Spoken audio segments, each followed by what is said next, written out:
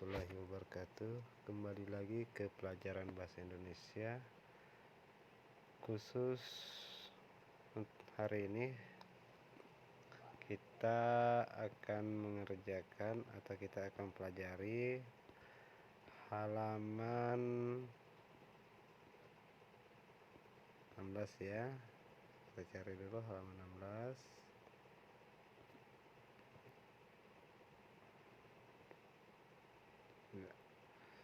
Jadi kita pelajari mulai dari halaman 15 ya. Perhatikan kembali teks berikut, atau kita kembali ke judulnya, yaitu kaidah-kaidah kebahasaan. Perhatikan kembali teks berikut. Teks berita yang telah kamu baca atau kamu simak. Tampak bahwa teks tersebut ditentukan oleh kata dan sejumlah kalimat. Di dalam teks berita, kata-kata dan kalimat-kalimat itu ternyata memiliki kaidah atau aturan sendiri. Kaidah-kaidah tersebut dapat dijadikan sebagai ciri atau pembedaan dengan jenis teks lain. Kaidah-kaidah yang dimaksud sebagai berikut. A. Penggunaan bahasa bersifat standar atau baku. Hal ini menjembatani pemahaman banyak kalangan.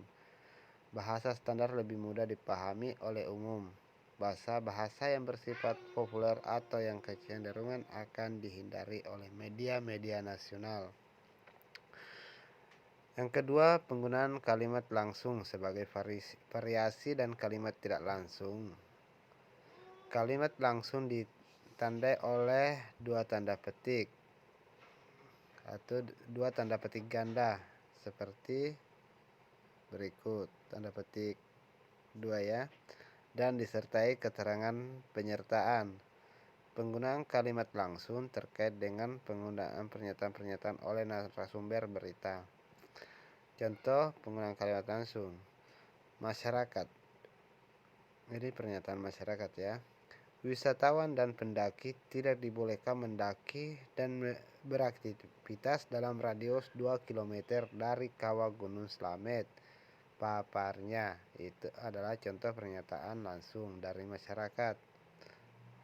Contoh lain, sebelum meletus, gempa tremor semakin rapat dengan amplitudo sekitar 15 mm. Karena tremor membesar, gempa vulkanis sudah tidak terekam. Tutur Ketua Tim Tanggap Darurat Gunung Bromo, Gede Swantika. Jadi ini pernyataan dari Gede Swantika sebagai Ketua Tim Tanggap Darurat Gunung Bromo. Nah,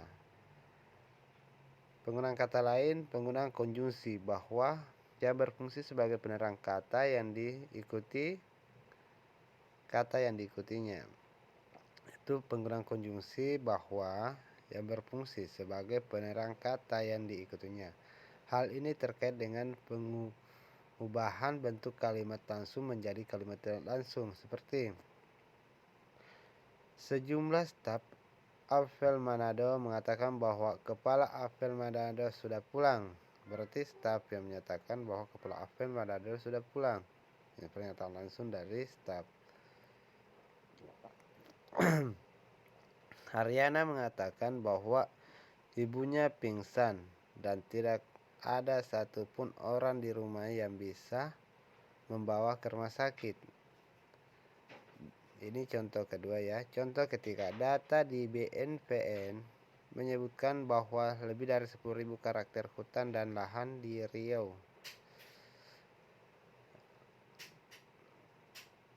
Hektar hutan dan lahan di Riau. Nah,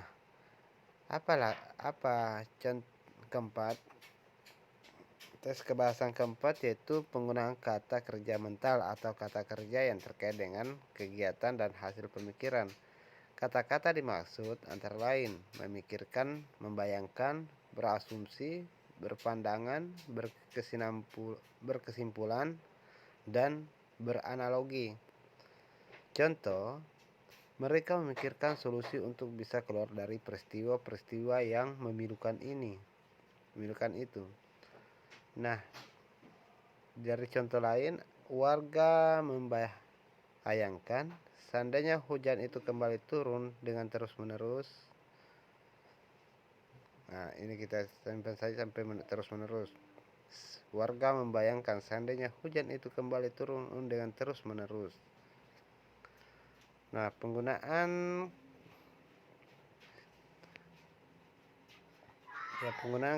unsur kebahasan lain yang kelima, penggunaan fungsi keterangan waktu dan tempat sebagai konsekuensi dari perlunya kelengkapan suatu berita yang mencakup unsur kapan dan di mana. Contoh, sekitar pukul 12.45 waktu Indonesia Barat, langit Riau tampak mendung. Nah, silakan dibaca sendiri contoh-contohnya di sini. Kita langsung saja ke penggunaan yang ke-6.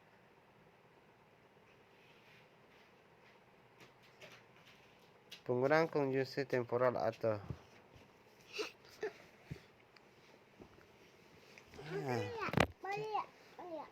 penjumlahan, maka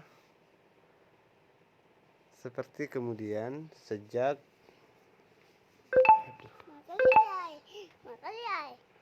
setelah, awalnya, akhirnya. Hal ini terkait dengan pola penyajian berita yang umumnya mengikuti pola kronologis urutan waktu. Contoh, sekitar pukul 12.45 waktu Indonesia Barat, Sabtu tanggal 15 bulan 3 2014, langit Riau tampak mendung. Tak lama kemudian hujan yang diharapkan semua masyarakat akhirnya pun turun. Hujan yang turun di siang bolong itu memang tidak terlalu deras. Nah, silakan dibaca sendiri contoh kedua dan contoh ketiga. Kita langsung saja ke tugas, dimana tugasnya pertama itu kita cari berita, ditulis judul beritanya dan sumber beritanya.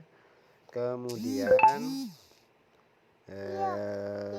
kita tentukan kebakuan bahasanya, kalimat langsungnya, konjungsi bahwa, konjungsi temporal atau kronologis, kemudian keterangan waktu. Nah, lanjut kata kerja mentalnya. Nah, setelah itu kita lanjut ke tabel berikutnya. Tabel berikutnya itu topik atau judul berita, struktur yang digunakan dengan kaidah-kaidahnya. Ya, selamat mengerjakan dan selamat belajar. Wassalamualaikum warahmatullahi wabarakatuh.